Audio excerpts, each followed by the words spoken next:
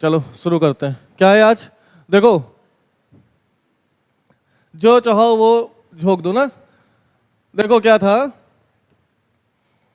अभी तमिलनाडु के गवर्नर ने कुछ सालों से 10 विधेयक को क्या रखा, राष्ट्रपति के लिए आरक्षित रखा था। कितने विधेयक?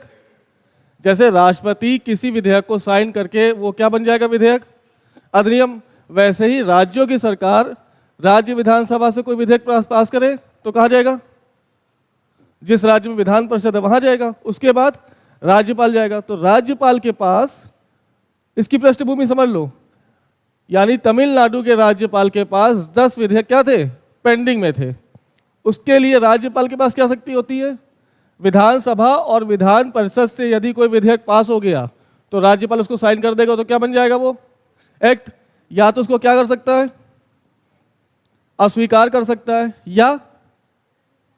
या पुनर्विचार के लिए राज्य की विधानसभा को भेज सकता है। और चौथी शक्ति क्या है उसके पास, वह किसी भी विधेयक को अनिश्चित काल के लिए राष्ट्रपति के लिए क्या रखेगा, आरक्षित। किसके लिए? राष्ट्रपति के लिए आरक्षित रख सकेगा। ठीक, इस शक्ति का दुरुपयोग कह रहे हैं, सुप्रीम कोर्ट ने कहा कि तमिलनाडु के जो गवर्नर हैं वो इस शक्ति का दुरुपयोग करते हुए विधेयकों को क्या कर रहे हैं, लंबित कर रहे हैं। और आर्टिकल 142 के तहत सुप्रीम कोर्ट ने कहा कि कोई भी विधेयक राज्यपाल अधिकतम 3 माह के भीतर राष्ट्रपति को भेजे और राष्ट्रपति उसमें साइन करे या मना करे, वो उसकी मर्जी है। कितने माह की समय सीमा लगा दी? 3 माह की समय सीमा। समझना, इस 3 माह की समय सीमा को जगदीप धनखड़ साहब ने क्या कहा कि सुप्रीम कोर्ट ने जो ये बात बोली है, 3 माह की जो समय सीमा लगाई है, वो कहीं ना कहीं सुप्रीम कोर्ट का, क्या बोल सकते हैं, हाँ, सुप्रीम कोर्ट की ओवर रीच है। किस पर? एग्जीक्यूटिव पर और पार्लियामेंट पर। समझो मेरी बात, सेपरेशन ऑफ पावर क्या कह रहा है,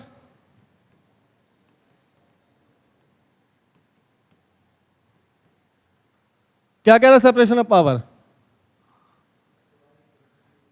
एक पार्लियामेंट, दूसरा एग्जीक्यूटिव और तीसरा जुडिशरी, ये तीनों अपने अलग अलग कार्य करेंगे और कोई भी एक दूसरे के कार्य को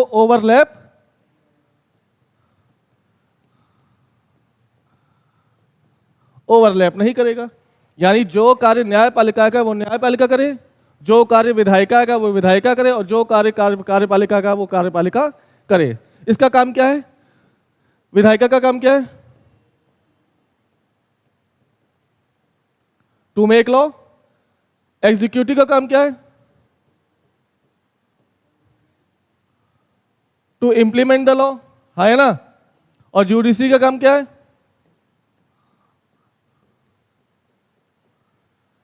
टू इंटरप्रेट द लॉ। व्यवस्थापक का काम क्या है? कानून बनाना, कार्यपालिका को उस कानून को लागू कराना, और न्यायपालिका का कानून की व्याख्या करना। यानी सबकी अलग अलग भूमिका चल रही कि नहीं चल रही है।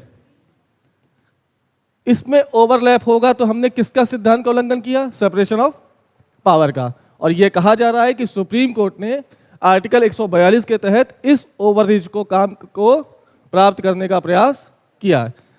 काम किसका है? कानून बनाने का,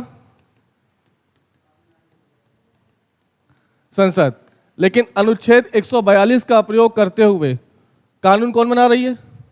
सुप्रीम कोर्ट। तो कहीं ना कहीं सुप्रीम कोर्ट सुपर संसद बनने का प्रयास कर रही है कि नहीं कर रही है? और यही बात भारत के उपराष्ट्रपति जगदीप धनखड़ ने कही। किसके ऊपर आरोप लगाते हुए? सुप्रीम कोर्ट का। क्या कहा कि सुप्रीम कोर्ट सुपर संसद बनने का प्रयास कर रही है और यह एक न्यूक्लियर अटैक है। किस पर? ओवर इंडियन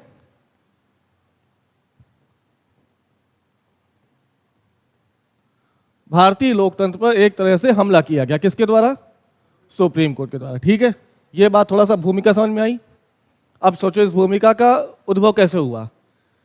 यह आर्टिकल 142 कहां जोड़ा गया? संविधान में। किसने बनाया? संविधान सभा के सदस्यों ने। संविधान सभा के सदस्य कह रहे थे कि आर्टिकल 142 के तहत सुप्रीम कोर्ट पूर्ण न्याय, कैसा न्याय? पूर्ण न्याय प्रदान करने का या स्थापित करने का प्रयास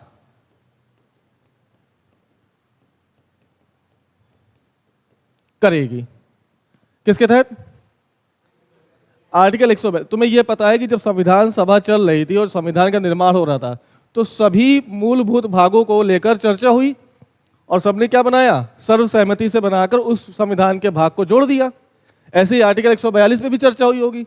यह चर्चा नहीं हुई। चर्चा के बाद कहा गया कि आर्टिकल 142 सुप्रीम कोर्ट का एक अनुच्छेद बनाकर संविधान में शामिल कर लिया जाएगा। मतलब पूर्ण न्याय स्थापित करने की शक्ति किसको दे दी गई? सुप्रीम कोर्ट को। यदि संसद, पूर्ण न्याय क्या है? यदि संसद कानून कौन बनाता है? संसद। किसी भी स्थिति को लेकर संसद ने कानून नहीं बनाया, तो जब कानून नहीं बनेगा तो क्या कार्यपालिका उसको इंप्लीमेंट करेगी? नहीं करेगी। एक ऐसी स्थिति जिससे सुलझने के लिए ना ही संसद ने कानून बनाया है और ना ही कार्यपालिका ने उसको लागू किया है, ऐसी स्थिति को प्राप्त करने के लिए और पूर्ण न्याय स्थापित करने के लिए सुप्रीम कोर्ट 142 का प्रयोग कर सकेगी और पूर्ण न्याय स्थापित करेगी। जब से भारत आजाद हुआ, कब से? और गणतंत्र कब लागू हुआ? भारत में सुप्रीम कोर्ट की स्थापना कब हुई? वर्तमान के सुप्रीम कोर्ट की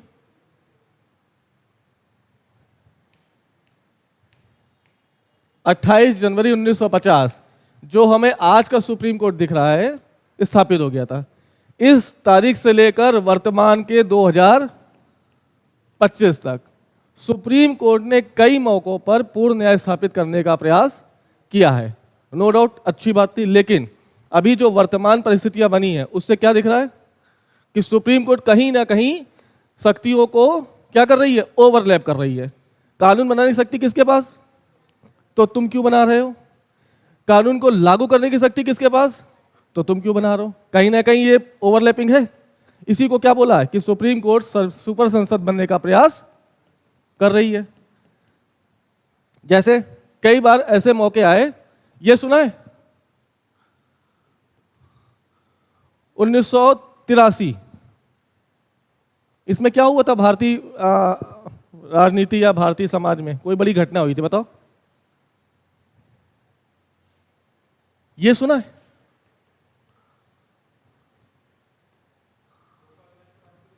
हुई थी 3 दिसंबर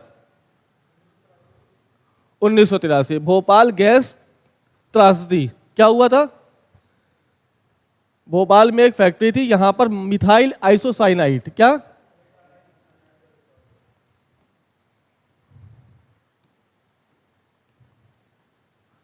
मिथाइल आइसोसाइनाइड का क्या हो गया था? रिसाव हो गया था, जिससे कई लोग भोपाल में मौत को प्राप्त हुए थे। ठीक है, काफी बड़ी दुर्घटना थी। इस दुर्घटना से निपटने के लिए संसद ने कोई कानून बनाया?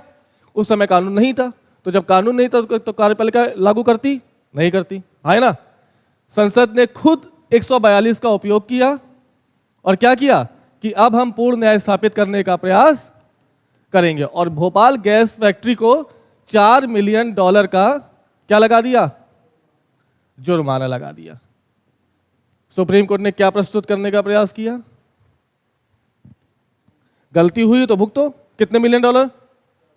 ऐसे ही एक घटना 2012 की, समझते रहना। 2012 में क्या हुआ था? सुनो, संसद ने एक कानून बनाया, मतलब कार्यपालिका ने एक आदेश लागू किया और कहा कि भारत में जो भी फास्ट ट्रैक कोर्ट है, क्या है, इनको खत्म कर दो। यह आदेश किसने दिया? कार्यपालिका ने। तुरंत सुप्रीम कोर्ट आगे आ गई और किसका उपयोग किया?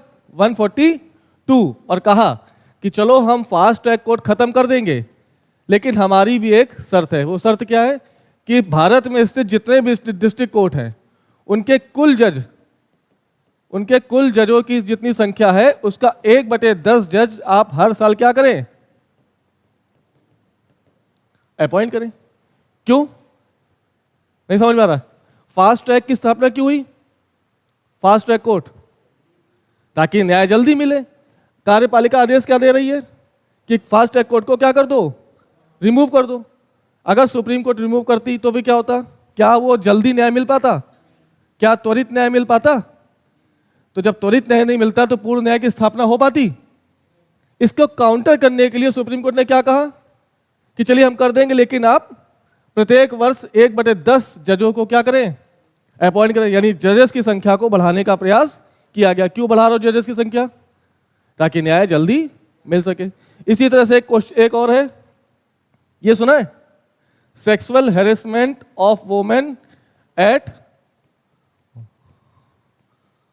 वर्कप्लेस। क्या है ये? देखो, महिलाओं के साथ वर्किंग स्टेशन पे यौन शोषण होता आ रहा है, लेकिन इनसे निपटने के लिए, इस यौन शोषण से निपटने के लिए कोई भी कानून नहीं था। देखो, महिला का काम कर रही तो काम के वजह से वो क्या कर लेती थी, कभी कभी सेक्रीफाइस कर लेती थी, दबाव से, समाज क्या कहेगा, या हो सकता है उसको नौकरी से निकाल दिया जाए। इस डर के कारण क्या करती थी, महिलाएं खुद को बर्दाश्त कर लेती थी।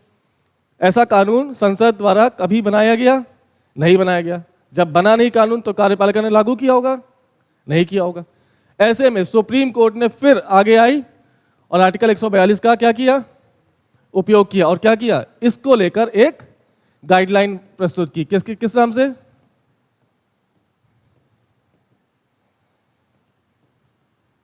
विशाखा गाइडलाइन। तो विशाखा गाइडलाइन क्या है? ऐसी महिलाएं जिनका वर्किंग प्लेस पर यौन शोषण हो रहा है, उनको उस यौन शोषण से बाहर निकालने के लिए कौन सी गाइडलाइन प्रस्तुत की गई? किसने की? किसके माध्यम से? समझ में आया? फिर रीसेंट का केस 2019 का हाईवेज। जानते हो हाईवेज कहां पे? हाईवेज के कितनी दूर पर दारू के ठेके होंगे, इसका नियम था? संसद का कानून था? नहीं था। कार्यपालिका लागू कर रही थी? नहीं कर रही थी। फिर सुप्रीम कोर्ट आगे आई, किसके थ्रू? आर्टिकल 140। और पूर्ण न्याय स्थापित करने के क्रम में उसने क्या कहा कि हाईवे से 500 मीटर अंदर क्या होंगे,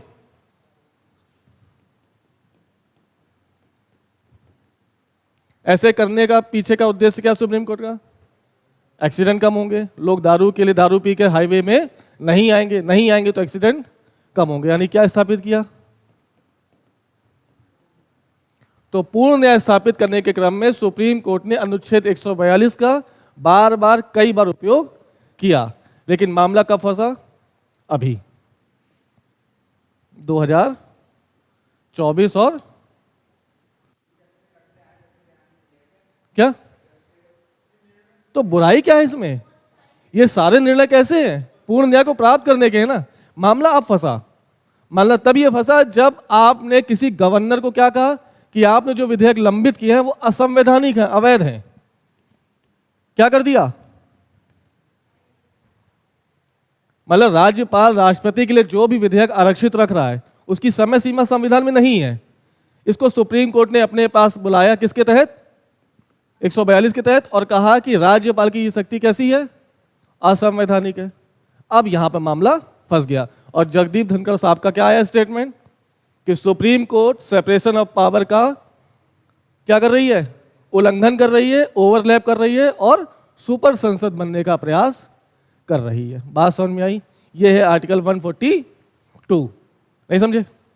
जब संविधान बना, जब संविधान सभा में 142 को लेकर चर्चा हुई तो क्या कहा गया कि यह शक्ति किसके ऊपर छोड़ दी गई? सुप्रीम कोर्ट के ऊपर।